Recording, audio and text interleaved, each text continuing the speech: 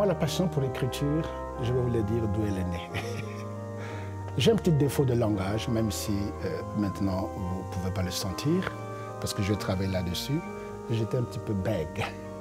Cette béguité a eu sur moi un impact un petit peu émotionnel.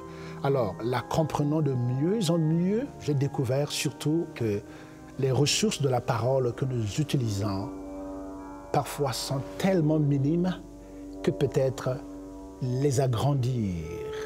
C'est un firmament que nous avons. Alors l'écriture devient justement comme un firmament, un langage des langages.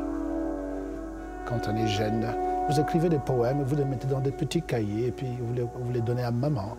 Maman les garde. Mais au fur et à mesure, j'ai été accompagné par cette vocation de l'écriture. Moi, je pense que l'écriture me donne vraiment ce tremplin pour aller avec les autres ensemble pour construire un monde plus juste.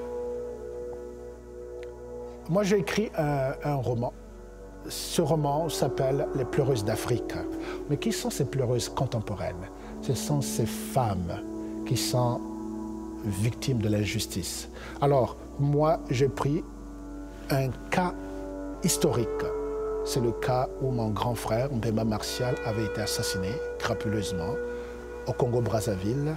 Alors, lors de la guerre ou bien de conflits armés en 1993.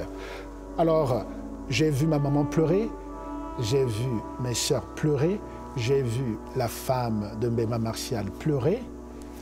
Alors, je me suis dit, je pense qu'il faut un devoir de vérité. Pour moi, ce roman, c'est un devoir de vérité. Un devoir de vérité et de mémoire. Le soir, par exemple, aux environs de 9 h, je commence à travailler. Quand on dit les zouaves sont partis, alors moi je peux me permettre 3 heures d'écriture sur une place, assis, et puis travailler. Alors si j'étais marié, ma femme me reprocherait, est-ce que tu vas encore continuer à travailler? Est-ce que le célibat me donne la possibilité du temps? Oui. Le célibat me donne aussi la possibilité d'avoir accès à d'autres sphères de la vie que peut-être comme homme marié, je ne l'aurais pas.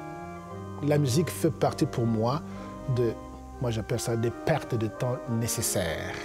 Moi j'appelle cela une spirale de l'inspiration. Je profite des moments d'inspiration spéciale. Par exemple, la symphonie au Christ, roi d'amour, je l'ai composée en 1 semaine. Parce que je sentais comme des muses, je savais que c'est maintenant le moment, il faut l'écrire. La raison qui m'a mené au jazz, c'est vrai que j'ai été beaucoup influencé par des jazzmen, des amis du Congo. D'abord, c'est ceci. Je pense qu'il y a une partie du jazz sans prétention qui est africaine. Ça, c'est une réalité qu'on ne peut pas nier, ce qu'on appelle surtout le negro spiritual, le blues.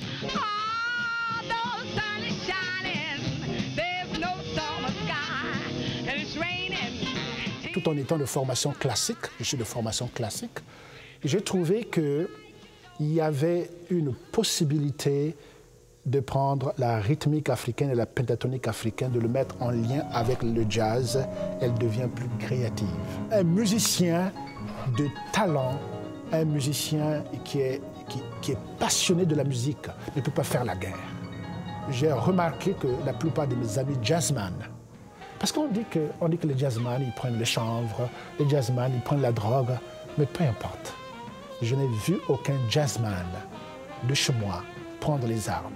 Pourquoi? Parce qu'il y a un aspect de la musique qui est un petit peu lié à la force de la création.